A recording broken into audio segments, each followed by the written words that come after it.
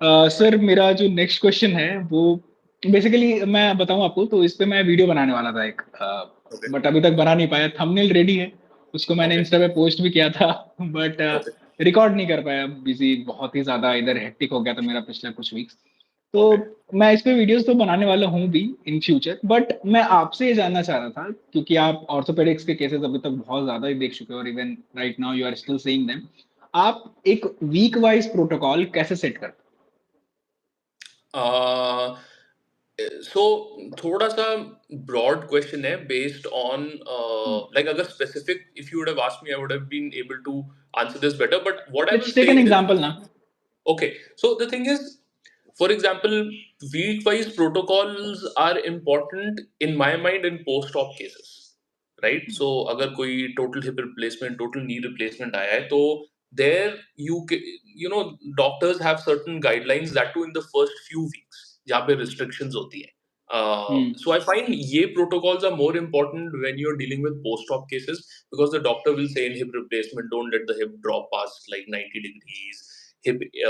you know adduction mat karo like all those kind of things right like wo cheeze that's where the protocols are very important when patients come with non-traumatic injuries right elbow Hmm. pain shoulder pain neck pain back pain ये सब चीजें जहाँ injuries नहीं हुई है या surgery नहीं हुई है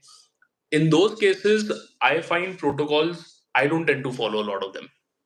uh, only because what is a right protocol honestly like back pain के लिए कोई protocol थोड़ी ना है like कोई बंदा आएगा at a stage where like say they come in a stage where they have radiating pain going down their leg right some person will come in the first week जब उनका pain is 8 out of 10 some person may come at the 7th week जहाँ पे उनका अब पैर का pen ठीक हो चुका है right so those protocols will then मतलब how can you implement a protocol because इस Hmm. आदमी को अब कुछ अलग देना इस आदमी को ट्रैक्शन देना पड़ेगा right for example like you will do leg traction to calm down peripheral symptoms ये इसके already peripheral symptoms ठीक हो गए हैं so you'll do something else so for non traumatic cases and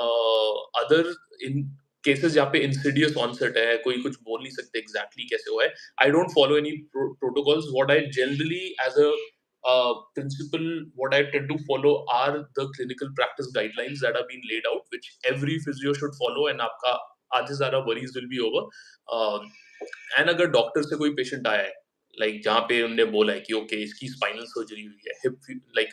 lumbar fusion हो गया है, there I will follow their protocol, what the doctor says. But otherwise, I am not formulating any protocol. Over practice and time, जितने आप patient देखोगे, you'll realize कि देखो अब ये leg back pain में leg symptoms ठीक हो गए, can move on to the next day. So it's really based on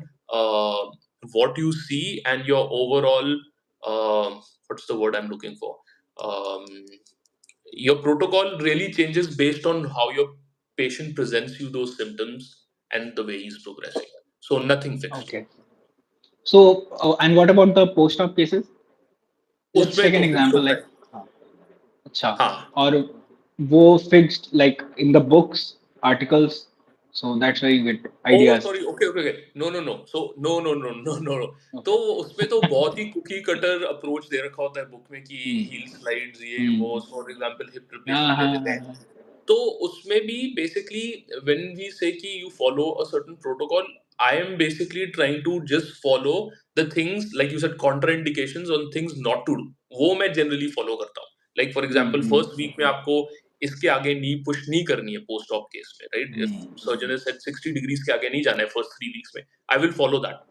but उसके अंदर अंदर मुझे क्या करना है अब तक तो like with time you understand like okay मुझे इसका रेंज ऑफ मोशन वहां बेटर करना है so do I have to follow book में लिखा है हील स्लाइड से उसका नी फ्लेक्शन बेटर होगा क्या मैं हील स्लाइड की जगह उसके पैर के नीचे बॉल रख के उसको बेंड करने को बोल सकता हूँ या I don't follow protocol so there is leeway मैं एग्जैक्टली जो बुक में लिखा है वो नहीं ऐसे फॉलो करता but I'll follow the things that they have said ki don't do these things. Those things I follow. As soon as the doctor gives clearance, then I can because exercise तो अभी उन्ने for example midweek through sorry mid stage of a rehab किसी ने कहा है कि आप for example squats करो like can you not do squats with bands so I moved out of the protocol but yes you can आप glute strengthening के साथ glute medial strengthening भी कर सकते हो So I'm not very flexible with though, like I'm very fairly flexible with these things, but what I'm not flexible with is any red flags or contraindications or doctor's orders. वो मैं follow करता हूँ post op में. Now pre-op में doctors के orders तो मैं कुछ फॉलो नहीं करता हूँ बिकॉज वो लोग ऐसी काफी नॉनसेंस लिख के भेजते हैं काफी बार सॉरी डॉक्टर्स बट वो मैं नहीं करता सर मतलब अच्छा मैं कैसे बोलूँ इसको लाइक कुछ चीजें जो आपने कही ना वो रिलेटेबल तो है लाइक मैंने खुद में वो फील किया है और वो सारी चीजें मैं इसमें अगर अपना थोड़ा सा एक पॉइंट दूं ना सर तो मेरे पास ना बहुत ऐसा मतलब मैंने अभी जस्ट आपको बताया ना कि मतलब यूट्यूब पे वीडियो मुझे बनाना था तो एक्चुअली बहुत सारे लोगों का मुझे डीएम आया था कि सर वीक वाइज प्रोटोकॉल कैसे सेट करते हैं वीक वाइज प्रोटोकॉल कैसे सेट करते हैं तो मैंने उन सभी को कहा था कि यार पहले अभी आप बैचलर्स में हो पहले you should just go for read just go and read books first of all क्योंकि अभी बुक्स सब कुछ तो नहीं होता अभी मुझे ये जाकर के रियलाइज हो रहा है कि यार जो मैंने बैचलर्स में पढ़ी है अभी वो क्लिनिकल में वो आसमान जमीन का अंतर कोई रिलेशन ही नहीं है दोनों में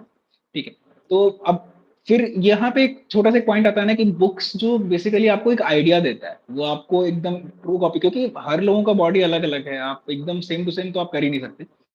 बट यहाँ पे अभी आप मुझे करेक्ट करना सर मैंने ऐसा कहा था कि यू शुड पहले आप ना वीक वाइज प्रोटोकॉल को भी पहले छोड़ो आप आपने असेस किया वहां से आपका डिसाइड होता है long term and short term goal तो शॉर्ट टर्म गोल आपका किसी भी चीजों को इम्प्रूव करना होगा जैसे कि शॉर्ट टर्म गोल होगा अगर पेन हो रहा है तो पेन को खत्म करेंगे रेंज ऑफ मोशन कम है तो रेंज ऑफ मोशन को बढ़ाएंगे स्ट्रेंथ कम है तो स्ट्रेंथ को भी बढ़ाएंगे लॉन्ग टर्म गोल जो है हमारा आपने जो चीजों को इम्प्रूव किया उसको सस्टेन करना होता है ताकि अब एडीएल में हेल्प हो सके तो पहले तो यू शुड कैटेगराइज कि हमारा लॉन्ग टर्म गोल क्या है और हमारा शॉर्ट टर्म गोल क्या है वो भी आपका असेसमेंट से ही पता चलेगा जो आपने असेस किया है पेशेंट खुद बताए और अब आप काम करोगे पेशेंट के according now you will ask patient कि अभी आपको सबसे ज्यादा प्रॉब्लम क्या है now if the patient will say कि मैं अपना घुटना नहीं मोड़ पा रहा हूँ तो अब आप उसके रेंज ऑफ मोशन पे वर्क करोगे ठीक है और स्ट्रेंथ पे वर्क करोगे अगर आपको पेशेंट कह रहा है कि नहीं दर्द ही बहुत ज्यादा हो रहा है मैं रात में नहीं सो पा रहा हूँ तो आप पहले पेन को रिड्यूस करोगे और उसके बाद फिर वो धीरे अब इसका ये मतलब नहीं है कि उसमें एक वीक लग सकता है अब किताब में तो दे दिया है मान लीजिए कि हाँ एक वीक दे दिया है कि एक वीक पेन पे वर्क करना है तो ऐसा नहीं करना है कि अब किताब में दे दिया एक वीक तो एक वीक पूरा ही दर्द में ही एकदम पूरा उसको मतलब एकदम दौड़ा ही देंगे पूरा ओलंपिक में तो ऐसा नहीं करना है क्योंकि वो डिफरेंस है वहां पे तो वी शुड ऑलवेज सी कि आप किस पेशेंट को ट्रीट कर रहे हो बट हाँ स्टैंडर्डाइजेशन जो है सॉरी मैं ऐसा हो गया बट जो आपका एक स्टैंडर्ड जो चीजें जो दी हुई हैं वो बुक में दी हुई हैं और वहां से आपको एक आइडिया पता चलेगा कि हमारा ये अप्रोच होना चाहिए तो do you agree with this 100%. So, again, there's so many aspects to speak of. Now that you said it, yes, I totally agree to it. ये इसमें कैसा है जैसे बहुत again I come back to the same thing. Treat the person in front of you, not the condition, because you are very right. अगर एक athletic person जो workout करता है, exercise करता है, वो आके कहेगा कि you know what, मेरा pain better हो गया है, तो you can move on to the next stage. Older say a person who's not physically active उनने कुछ किया नहीं है they are still in pain you'll have to still your week 2 which is week 4 which is supposed to be moving on to the next phase will now change and now you will come back to pain control तो वो चीजें तो depends on who's sitting in front of you और उनके क्या experiences हैं उनकी condition कितनी आगे उसके according change होती है so yeah honestly I think you're right 100% fixed protocols are very hard to follow and should not be exactly should be again be fluid as water